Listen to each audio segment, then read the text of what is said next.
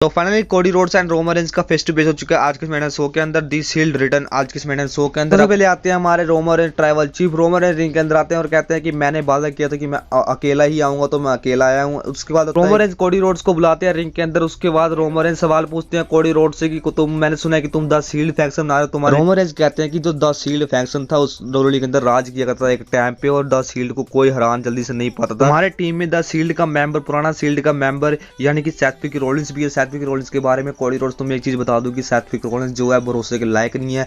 जब शील्ड के मेंबर में सेथ रॉलिंस था तो मुझे अपने भाई की तरह उन्हें महसूस कराया, अपनापन फील कराया, लेकिन बाद में पीछे से बिट्रे कर दिया था सेथ रॉलिंस। सेथ रॉलिंस का कोई पता नहीं कब तुम्हें बिट्रे कर दे। सोच समझ के सेथ रॉलिंस के साथ तुम डील करना, तुम अपने पास रखना, क्योंकि तुम्हारा हारने की वजह सेथ रॉलिंस बन सकता है रेसलमेनिया के अंदर। और तुम भरोसा भी कैसे कर सकते हो सेथ रॉलिंस के ऊपर। तो सेथ रॉलिंस के ऊपर भरोसा करने को लेकर के जो रोमन रेंज ने सवाल उठा दिया कोडी रोड्स के ऊपर। उसके बाद कोडी रोड्स बिना कुछ सोचे उसके बाद वो सवाल पूछते हैं रोमन रेंज। कोडी रोड्स कहते हैं रोमन रेंज से कि चलो मान लिया तुम्हारा जो शील्ड फैक्शन था वो राज किया करता डोलोली के अंदर, लेकिन तुम्हें एक चीज बता दूं कि जो द शील्ड को हराया था वो पहला नाम था रोड्स, यानी कि जो जिस टीम ने हराया था उसके पीछे रोड्स पड़ता था। तो तुम्हें एक चीज बता दूं कि तुम्हारे साथ मैच होने वाला रेसलमेनिया के अंदर तुम सभी को हराने वाला हूं मैं रेसलमेनिया 40 के अंदर, और नाइट 1 को नाइट 2 को तुम्हें भी हराऊंगा। द शील्ड फैक्शन को डिस्ट्रॉय करके रख दूंगा, यानी कि पूरे मेंबर को जो भी मेरे आगे आएगा, यानी कि जो रोमन रेंज ने कहा था कि तुम द शील्ड का मेंबर यानी कि सेथ रॉलिंस तुम पे अटैक कर सकता है, बीट्रे कर सकता है, तो उसका जवाब देते हुए कहा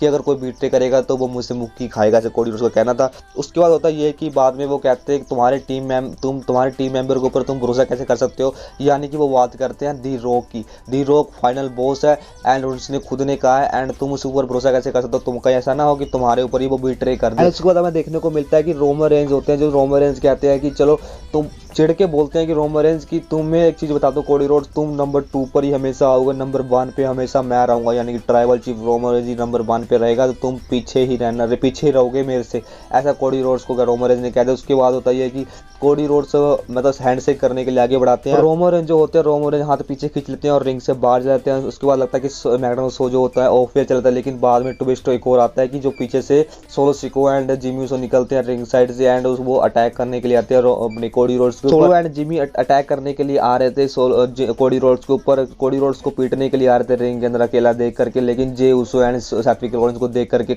solo and Jimmy and Roman Reigns इकट्ठे होकर बैक स्टेज चले जाते हैं। एंड जो इस बार का जो पावरफुल फैक्शन रहा वो रहा कोडी रोड्स का, एंड रोमन रेंज थोड़े से मतलब वीक दिखाई दिया आज के स्मैकडाउन शो के अंदर। इनके बीच में ब्रोल तो देखने को नहीं मिला, लेकिन हर पासे से जवाब दिया कोडी रोड्स को।